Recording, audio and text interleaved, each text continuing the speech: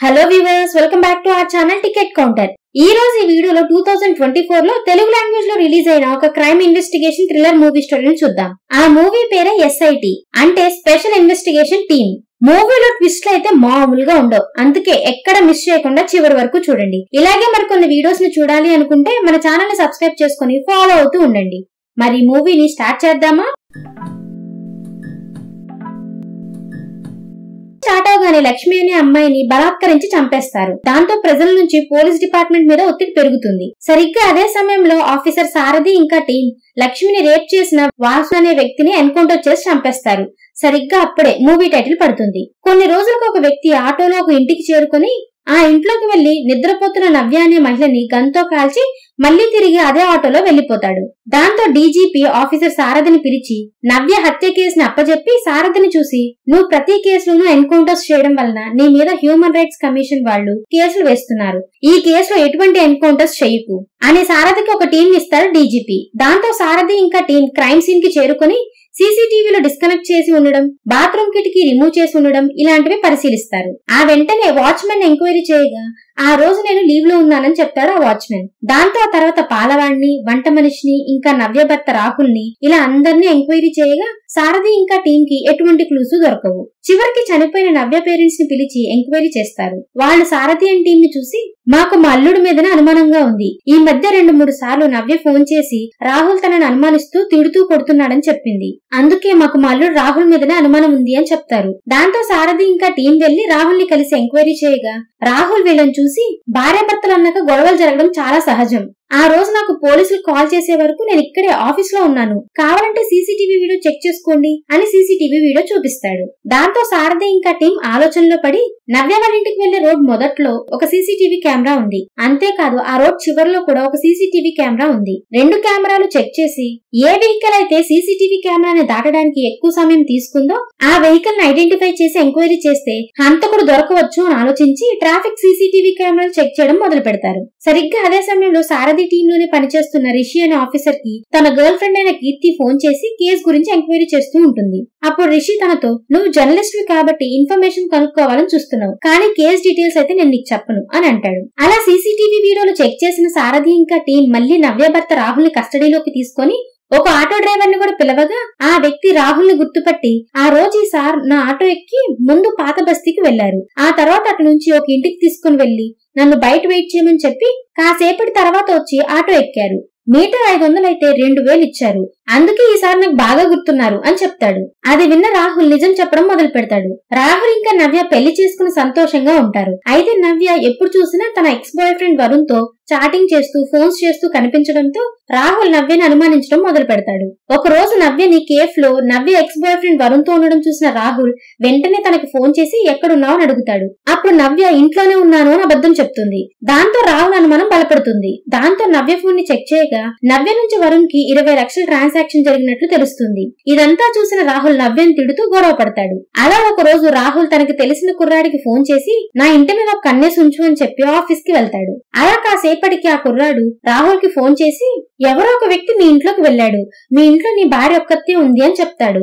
అది విన్న రాహుల్ సరే అయితే నువ్వు అక్కడి నుంచి వెళ్లిపో అని చెప్పి తన క్యాబిన్ ఫ్రంట్ డోర్ నుంచి వెళ్తే సీసీటీవీ కెమెరాలో రికార్డ్ అవుతుందని తన క్యాబిన్ బ్యాక్ డోర్ నుంచి తన ఆఫీస్ వెనక్కి వెళ్లి తన కార్ కాకుండా ఆటోలో పాత బస్తీకి వెళ్లి ఒక గన్ని కొనుక్కొని మళ్లీ తిరిగి అదే ఆటోలో ఇంటికి వెళ్లి బెడ్ మీద నిద్రపోతున్న నవ్యని సైలెన్సర్ ఫిక్స్ చేస్తున్న గన్తో కాలుస్తాడు. అంతేకాదు ఆ వచ్చిన ఆటోలోని తిరిగి వెనక్కి వెళ్లి తన ఆఫీస్ బ్యాక్ డోర్ ద్వారా తన క్యాబిన్ లోకి వెళ్లిపోతాడు. అందుకే సీసీటీవీ కెమెరాలో ఉదయం నుంచి రాహుల్ తన క్యాబిన్ నుంచి అసలు బయటికి రానట్లుగా రికార్డ్ అవుతుంది.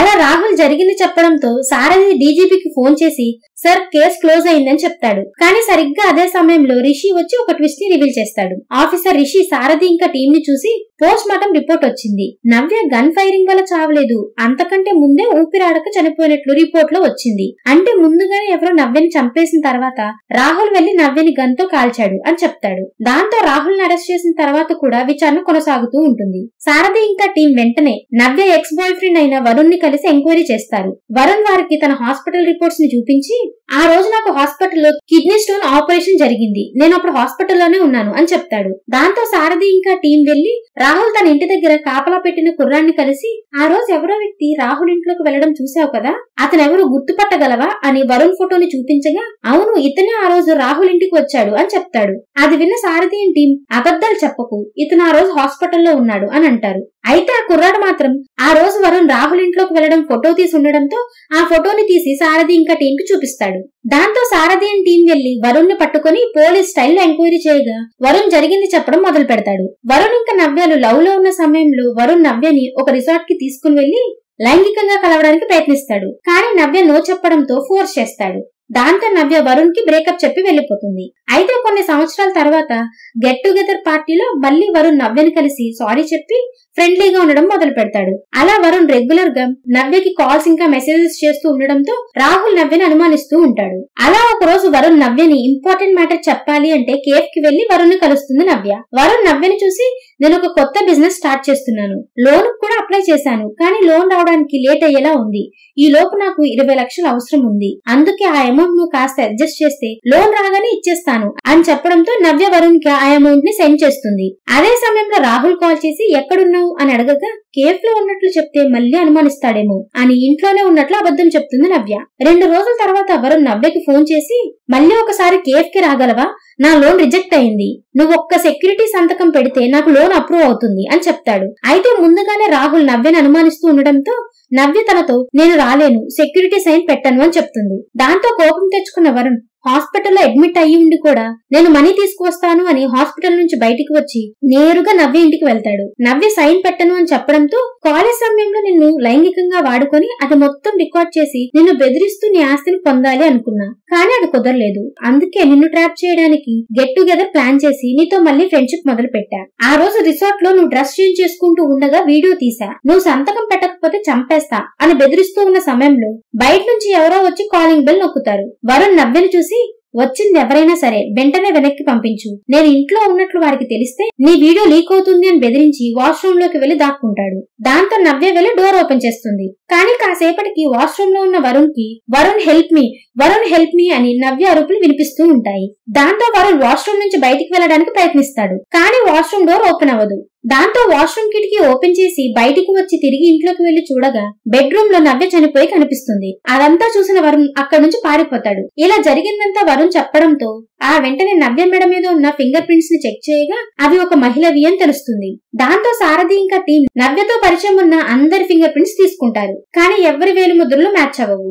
చివరికి సారథి టీంలోని రిషి బాగా ఆలోచించి వరంగల్ నుంచి హైదరాబాద్ రావడానికి 3 గంటల సమయం పడుతుంది. కానీ క్రైమ్ జరిగిన రోజు నవ్య పేరెంట్స్ ఎలా అరగంటలో వచ్చేశారు అనే అనుమానంతో నవ్య పేరెంట్స్ ఇంటికి వెళ్లి ఎంక్వైరీ చేస్తాడు. అప్పుడు నవ్య పేరెంట్స్ వీళ్ళని చూసి, మేము ముందుగానే నవ్యని ఇంటికి తీసుకువెళ్దామని హైదరాబాద్ బయలుదేరాం, సిటీలోకి ఎంటర్ అవుతూ ఉండగా నవ్య చనిపోయినట్లు తెలిసింది, అందుకే అరగంటలో అక్కడికి వచ్చేసామని చెప్తారు. ఆ వెంటనే ఇంట్లోని ఫొటోస్ ని చూసిన రిషికి ఒక నిజం తెలుస్తుంది. అదేంటంటే నవ్య వారి సొంత కూతురు కాదని. దాంతో వారి ఫింగర్ ప్రింట్స్ ని కూడా తీసుకోగా వారి ఫింగర్ ప్రింట్స్ నవ్య మెడ మీద ఫింగర్ ప్రింట్స్ తో మ్యాచ్ అవుతాయి. దాంతో వారు పోలీసులు చూసి నిజం చెప్పడం మొదలు పెడతారు. నిజానికి నవ్య తల్లిదండ్రులు చిన్నతనంలోనే చనిపోతారు.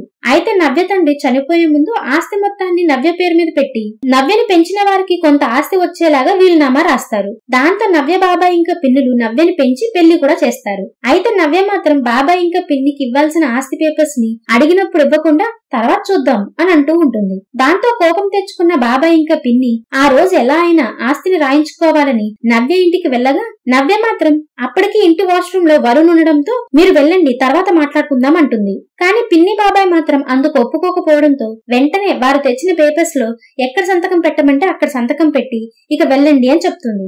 అయితే వారిద్దరూ మాత్రం నవ్యని చూసి, ముందుగానే నీ భర్త నిన్ను అనుమానంతో కొడుతున్నాడని నువ్వు ఫోన్ చేసిన కాల్ రికార్డ్స్ మా దగ్గరున్నాయి, అందుకే నిన్ను చంపేస్తే ఆ నేరంలో నీ భర్త జైలుకి వెళ్తాడు, నీ వాటా ఆస్తి కూడా మాకే దక్కుతుంది అని గొంతు నొక్కుతూ బెడ్రూమ్ లోకి తీసుకువెళ్తూ ఉండగా నవ్య వరుణ్ హెల్ప్ మీ అని అరుస్తుంది. అది విన్న నవ్య బాబాయ్ వాష్రూమ్ లో ఎవరో ఉన్నట్లున్నారని వాష్రూమ్ డోర్ ని బయట నుంచి లాక్ చేస్తారు. దాంతో వరుణ్ బయటికి రాలేకపోతాడు. ఆ వెంటనే నవ్యని బెడ్రూమ్ లోకి తీసుకుని వెళ్లి ఉరివేసి చంపుతూ ఉంటారు. ఇంతలో అక్కడ పోలీస్ సైరన్ వినిపించడంతో పిన్ని ఇంకా బాబాయ్ ఇంటి బ్యాక్ డోర్ నుంచి బయటికి వెళ్లిపోతారు. అలా జరిగింది చెప్పగా పిన్ని ఇంకా బాబాయ్ని అరెస్ట్ చేస్తారు. ఆ వెంటనే రిషి వెళ్లి తన లవర్ అయినటువంటి జర్నలిస్ట్ కీర్తిని కలిసి కేసు గురించి మొత్తం చెప్తాడు. కీర్తి మాత్రం నవ్య రేప్ విక్టిమ్స్ కి ఒక షెల్టర్ రన్ చేస్తుంది. ఇంకా చాలా సోషల్ సర్వీసెస్ తో పాటు హ్యూమన్ రైట్స్ కేసులు కూడా ఫైల్ చేస్తూ ఉంటుంది. కేవలం ఆస్తి కోసమే నవ్య హత్య జరిగిందంటే నాకు ఆశ్చర్యంగా ఉంది అని చెప్తుంది. దాంతో చనిపోయే ముందు నవ్య ఫోన్ నుండి పోలీసులకి 100 నెంబర్ కి డయల్ చేసి ఉన్నట్లు తెలుసుకొని కంట్రోల్ రూమ్ సెంటర్ లో ఎంక్వైరీ చేయగా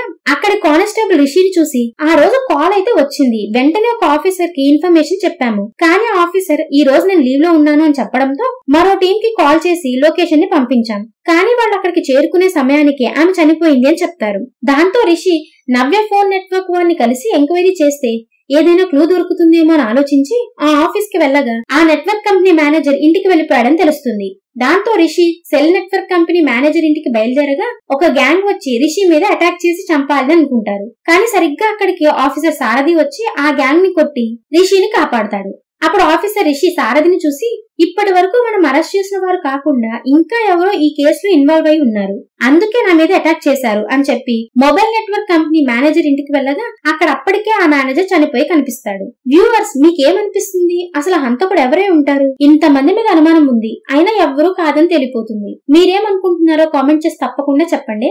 దాంతో ఆ రోజు రాత్రి రిషి తన మీద అటాక్ చేసిన గ్యాంగ్ ని పట్టుకుని మళ్ళీ గట్టిగా ఎంక్వైరీ చేయగా ఒక ట్విస్ట్ రివీల్ అవుతుంది. ఆఫీసర్ రిషి సారథిని చూసి నవ్యను ఎందుకు చంపావు అని అడిగి రిషి మీద అటాక్ చేసిన గ్యాంగ్ ని పిలిపిస్తాడు. దాంతో వాళ్ళు రిషిని చూసి ఈ సారథి సారే నిన్ను చంపమన్నారు, మళ్ళీ ఆయనే వచ్చి నిన్ను కాపాడి నువ్వు ఆ మొబైల్ నెట్వర్క్ మేనేజర్ ఇంటికి వెళ్లేలోపే అతని చంపేమని చెప్పారు, అందుకే ఆయన చెప్పినట్లే వాడిని చంపేశామని అంటారు. దాంతో రిషి సారథిని చూసి ఇప్పుడు నిజం చెప్పు అని అడగడంతో సారథి జరిగింది చెప్పడం మొదలు పెడతారు. ఒక రోజు సారథి తమ్ముడు విక్కీ వచ్చి సారథిని కలిసి అన్నయ్య నేను మత్తులో ఉండి లక్ష్మి అనే అమ్మాయిని రేప్ చేసి చంపేశాను, నన్ను ఎలాగైనా నువ్వే కాపాడాలి అని అంటాడు. దాంతో ఆఫీసర్ సారథి లక్ష్మి బాయ్ ఫ్రెండ్ వాసునే ఈ కేసులో ఇరికించి అన్యాయంగా తనని ఎన్కౌంటర్ చేసి చంపేస్తాడు. అయితే నవ్య మాత్రం వాసు అమాయకుడు, పోలీసులు వాసుని ఇరికించి చంపేశారని హ్యూమన్ రైట్స్ కమిషన్స్ లో కేసు ఫైల్ చేస్తుంది. దాంతో హ్యూమన్ రైట్స్ వాళ్ళు సారథిని ఎంక్వైరీకి పిలిచి వాసు పారిపోతూ ఉంటే మోకాళ్ళ కింద కాల్చాలి, నువ్వు పాయింట్ బ్లాంక్ లో కాల్చావు, నీకు వ్యతిరేకంగా సాక్ష్యాలు సేకరిస్తున్నాం, నీ ఉద్యోగం పోతుంది అని వార్నింగ్ ఇస్తారు.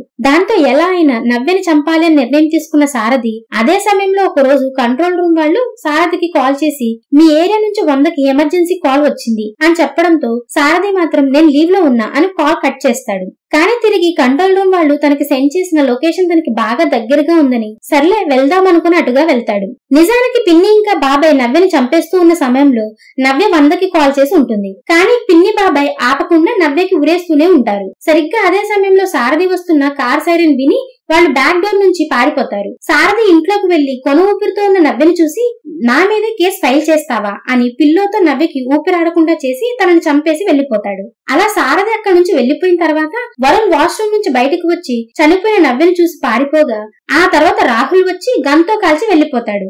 ఆ తర్వాత కంట్రోల్ రూమ్ వాళ్ళు పంపిన పోలీసులు వచ్చి నవ్య చనిపోయింది అని తెలుసుకుంటారు. అలా జరిగింది తెలుసుకున్న రిషి ఇంకా టీం సారథిని నిర్మానుష్యమైన ప్రదేశానికి తీసుకువెళ్లి నిన్ను ఒక్కడినే చేసి ఎన్కౌంటర్ చేయడం చాలా బాధగా ఉంది, అందుకే నీ కళ్ళకు గంతలు కట్టి ఒక గన్ని ఇస్తాను, నువ్వు మన ఒక్కడిని కాల్చి చంపినా సరే ఇక్కడి నుంచి నువ్వు వెళ్లిపోవచ్చు, మేమైతే ఆపము, కానీ చంపకపోతే మేము నిన్ను చంపేస్తాం అని ఒక గన్ని ఇచ్చి దీనిలో ఒకే ఒక్క బుల్లెట్ ఉంది అని చెప్తాడు. దాంతో సారథి కళ్ళకి గంతలు ఉండడంతో పరిగెడుతూ ఉన్న కాల శబ్దం విని ఒక వ్యక్తిని కాల్చి తన కళ్ళ గంతలు తీయగా మూవీకి పెద్ద ట్విస్ట్ రివీల్ అవుతుంది. నిజానికి రిషి సారథి తమ్ముడు విక్కీని అక్కడ సారథి దగ్గరికి పంపించడంతో సారథి తన చేతులతోనే అతన్ని చంపేస్తాడు. అప్పుడు సారథి ఆఫీసర్ రిషిని చూసి నా చేతుల్ని నా తమ్ముని చంపించారు, మిమ్మల్ని అస్సలు వదలను అని అంటాడు. అప్పుడు రిషి ఒక గన్ సారథి మీద గురిపెట్టి నువ్వు బ్రతికి ఉంటే మమ్మల్ని వదలవని మాకు తెలుసు అని సారథిని చంపైపోతూ ఉండగా ఎవరో రిషికి ఫోన్ చేసి ఏదో చెప్పడంతో సారథిని చంపబోయిన రిషి షాక్ అయిపోతాడు. సరిగ్గా అక్కడితో ఈ మూవీ మొదటి భాగం ఎండ్ అవుతుంది. ఆ తర్వాత ఏం జరిగింది, అసలు ఆ ఫోన్ కాల్ చేసింది ఎవరు, ఇవన్నీ తెలియాలంటే సెకండ్ పార్ట్ రిలీజ్ అవ్వాల్సింది. ఆ సెకండ్ పార్ట్ రిలీజ్ అవ్వగానే అది కూడా ఎక్స్ప్లెయిన్ చేసి ఈ వీడియో డిస్క్రిప్షన్ లో లింక్ ఇస్తాను. ఈ వీడియో కనుక మీకు నచ్చినట్లయితే లైక్ చేసి కామెంట్ చేస్తారు కదా. మీరు చేసే కామెంట్స్, లైక్స్ అండ్ సబ్స్క్రిప్షన్స్ మాకు నెక్స్ట్ వీడియో చేయడానికి ఎంతో ఎంకరేజ్మెంట్ ని ఇస్తాయి. ఈ వీడియో కనుక మీకు నచ్చినట్లయితే మీ ఫ్రెండ్స్ అండ్ ఫ్యామిలీతో కూడా తప్పకుండా షేర్ చేసుకుని సపోర్ట్ చేస్తూ ఉండండి. Thank you everyone for watching.